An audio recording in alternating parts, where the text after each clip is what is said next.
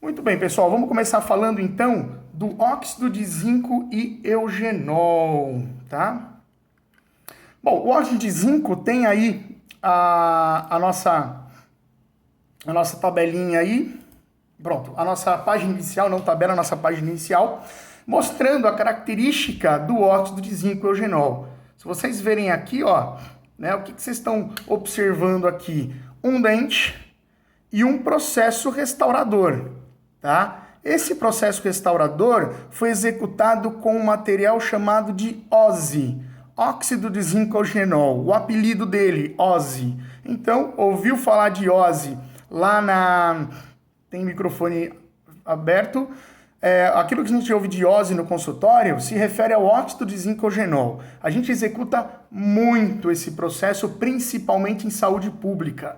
Por que em saúde pública? Porque vocês vão ver as propriedades, ele é rápido de executar, dá um ótimo resultado, né? E dependendo do tipo de OZI que a gente usa, pode ficar até 2 anos na cavidade bucal do paciente. Então é um material que a gente chama de curativo de demora muitas vezes, né? E ele também serve como forrador. O que seria forrador? A gente abrir o dente, colocar esse material, depois, num segundo momento, a gente abaixa esse material e coloca outro em cima. Por exemplo, uma amálgama de prata. A gente faz um chão com esse material. Então, é um material que a gente usa muito, principalmente em saúde pública, pacientes especiais, em crianças, em idosos, num público que a gente tem maior dificuldade de realizar outros trabalhos, tá?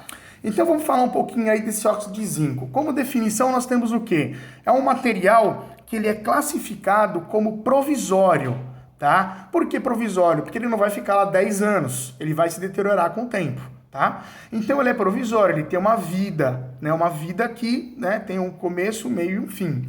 O importante dessa vida é o quê? Quando é o OZI tradicional, que é o tipo 1, que eu vou falar daqui a pouquinho, ele segura durante um tempo menor. Quando é o tipo 2, que é enriquecido com resinas, ele acaba perdurando mais tempo, tá? Então o tipo é o que vai determinar se ele vai durar pouco ou se ele vai durar muito, né? E essa inserção e a distribuição não vai ocorrer como na resina, que tem que polimerizar, tem que colocar por camadas. O que a gente faz? Alguém está falando que está baixo o microfone? Alguém tá baixo aí, pessoal? Tá tranquilo? Então, beleza. O chat eu não consigo ver muito, tá, pessoal? Porque tá em cima da tela. Se eu clico no chat, minha tela cai. Então, o chat, quem quiser falar alguma coisinha, pode ligar o microfone e falar, que fica mais fácil, tá bom? Então, o que acontece? A distribuição e inserção desse material vai se dar por pressão contra a cavidade. Eu não vou colocar ali camadinha, polimerizar, não. Eu limpo a cavidade, higienizo, faço isolamento e, ó, coloco o material com pressão mesmo, que o material possa entrar lá, esparramar e endurecer lá dentro, né? E a gente vai preencher esse material até onde? Até este ângulo, é um termo novo para vocês, o ângulo cavo superficial, tá? Que é o que? A borda da cavidade. Se eu voltar aqui o slide, olha o ângulo cavo superficial aqui, ó.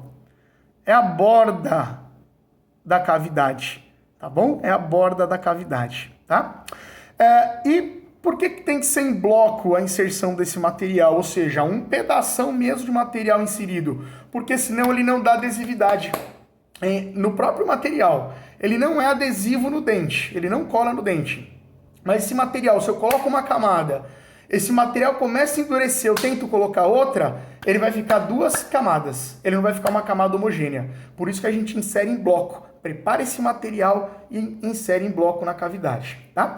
De modo também que não ocorra bolhas dentro desse material, tá? Não ocorram bolhas dentro desse material, tá joia? Então essa é o que? A descrição do que é o óxido de zinco eugenol. Vamos dar continuidade agora. Bom, o que a gente observa aqui, né? A indicação, a aplicação em odontologia e o seu preparo. Primeiro, para que serve esse material? Nós vimos na outra aula a classificação de GV Black. Vocês se recordam que eu falei para vocês, postei o vídeo. Quem que foi GV Black? GV Black foi um cidadão lá no início do século XX que desenvolveu o quê? O nome das cavidades. Se a cavidade é na oclusal, é classe 1. Se é nas interproximais, é classe 2. Se é em dentes anteriores, é classe 3 e classe 4. Se é na cervical, é a classe 5, né? Então a gente tem aquela classificação de Black, recapitulando. E para que eu vou usar o OSI? Principalmente para restaurações provisórias de classe 1, classe 2 e classe 5 de Black, que vocês podem olhar a aula passada, tem uma classificação de um desenho que eu busquei na internet que eu achei bem didático, tá? A cavidade tem que ter o quê? Retentividade, ela tem que reter o material, porque esse material não é adesivo, ele não cola, tá? Ele não cola. Caso contrário, a vida útil do material ela é pequena, tá? Quanto menos retenção você proporcionar, mais rápido esse curativo vai embora. Vocês vão ver no consultório, é comum isso, você faz um OSI lá no paciente, aí passa 3, 4 dias, ele bate na porta, a restauração caiu, o provisório caiu. Por que caiu? Porque não tem retentividade. E a gente fica falando pro paciente assim, não, fica tranquilo, ele está selado. Onde ele está selado? Onde tem retenção. Onde não tem retenção, o material vai embora mesmo, tá bom? Então é muito comum. Outra indicação, aplicação, é o forramento de cavidades. O que é forrar a cavidade? É fazer um chão para a cavidade. Sabe por quê? Óxido de zinco eugenol tem propriedade analgésica por conta do eugenol. Então, quando você faz ali o chãozinho lá dentro com esse material, você está acalmando a polpa, você está fazendo com que a polpa... Eu vou abrir um pouquinho para autorizar, tá, pessoal? Entrada. Pronto, voltou. O que acontece aí em relação a esse forramento? Ele vai dar o quê? Um conforto ao dente. Então, eu preparo esse material embaixo, né? E eu coloco uma outra restauração em cima com outro material. Qual é o que casa bem com o forramento de OSI? Amálgama de prata, tá bom? Amálgama de prata, tá? E aí eu tenho o que? A cimentação provisória, tá? Eu posso utilizar esse material para colar, entre aspas, por retenção, por exemplo, uma prótese parcial fixa, uma coroa. Eu posso estar utilizando também como uma cimentação provisória, tá? Também de curtíssima duração, tá bom? A gente tem outros materiais muito melhores aí que a gente vai ver, que é o CIV, né? E o cimento de fosfato de zinco, que a gente vai ver daqui a pouquinho, tá? Então, vocês podem ver que a aplicação em odontologia, ó, são vários momentos que a gente tem aí desse material chamado de OSI, óxido de zinco e eugenol. E qual que é a composição desse material? Ele é composto de um pó, né? Vou colocar aqui para vocês, ó, um pó e um líquido, tá? Um pó e um líquido. Qual é o princípio mais importante do pó? O óxido de zinco, o ZNO aqui, ó, óxido de zinco. E do líquido, o eugenol. O eugenol, para quem não sabe, é o óleo essencial do cravo da Índia. É o princípio base do eugenol. Por isso que o consultório do dentista tem cheiro de cravo, tá? Aquele cheirinho gostoso vem do eugenol, porque o eugenol a gente usa muito por conta do OSI e também tem outras preparações que a gente utiliza também, tá bom? E aí nós temos o quê? Uma característica que é o quê? O OSI comum, ele não é tão resistente. Aí o que a indústria química fez? Agregou resina sintética natural ou resina no pó ou no líquido. São resinas, partículas resinosas, tá? Nesse pó e nesse líquido. E fez com que esse material tivesse propriedades de maior resistência.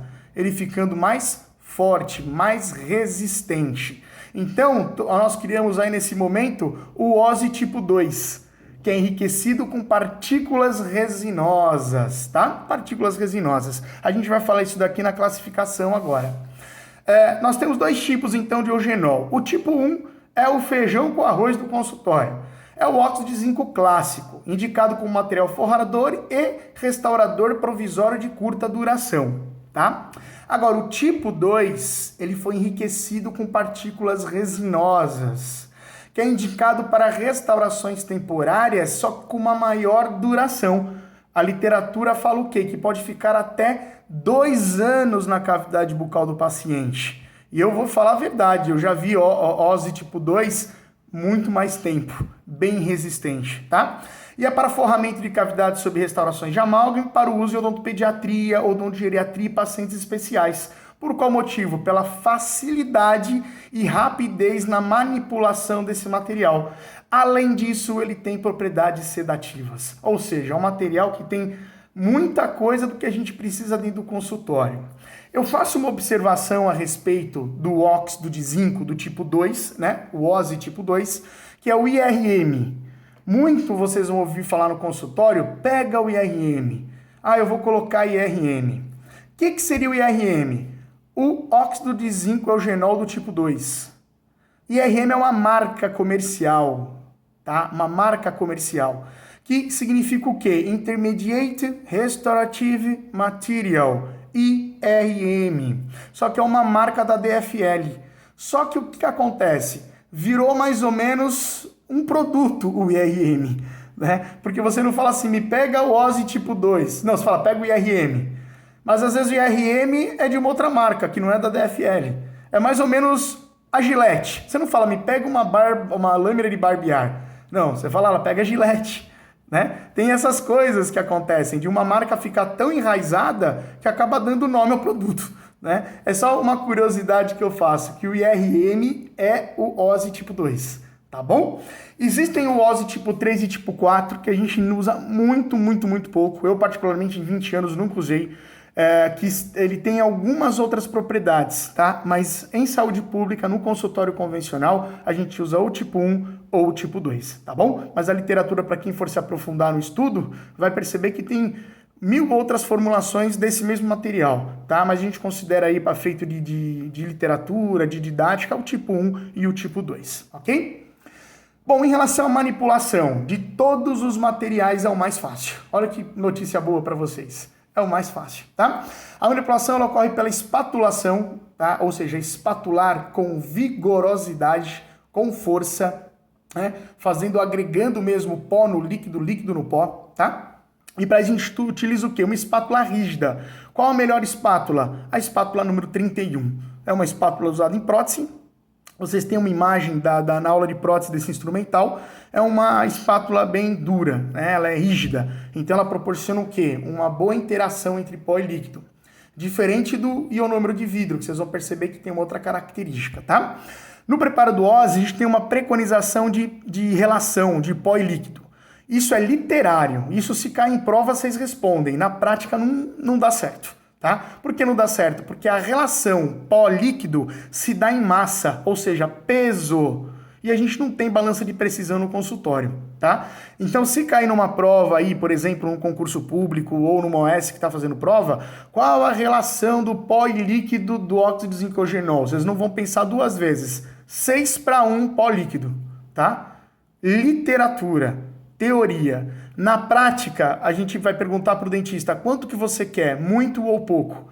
Aí a gente coloca o tanto de pó, coloca o líquido e faz a mistura. Se ficar muito amolecido, acrescenta mais pó. Se ficar muito endurecido, acrescenta mais líquido. É assim que a gente prepara no consultório odontológico, é assim que vocês vão ver nos estágios, quando voltarem aos estágios, é dessa forma. Agora, caiu numa prova, teoria, 6:1 pó líquido em massa. Tá? Isso é o que está escrito lá na bula, né? No bulário do produto. Vocês vão ver que na internet tem várias pessoas que vão dando dicas, tem uns que aproveitam do medidor do ionômero de vidro para fazer o cálculo.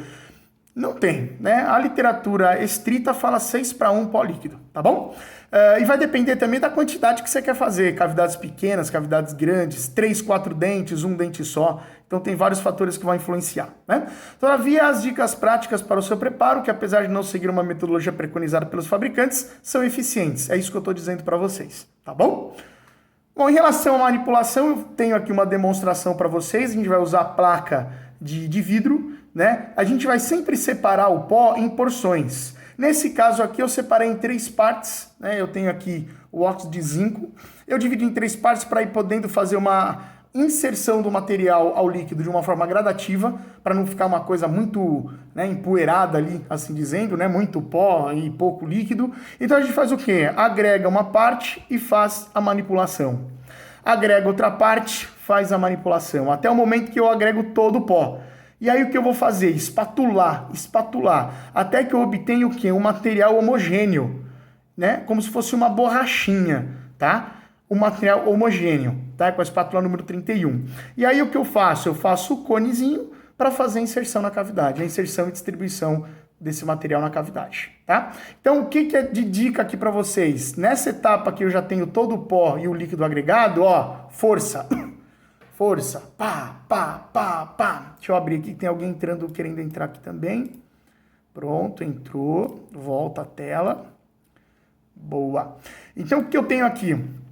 O pó e o líquido aqui, né, já aglutinado, mas eu preciso fazer com que aquilo vire uma liga, né, dê uma liga, forme realmente essa minhoquinha. E qual que é o ponto certo do OSI? Quando eu faço isso daqui e ele está desgrudando da placa.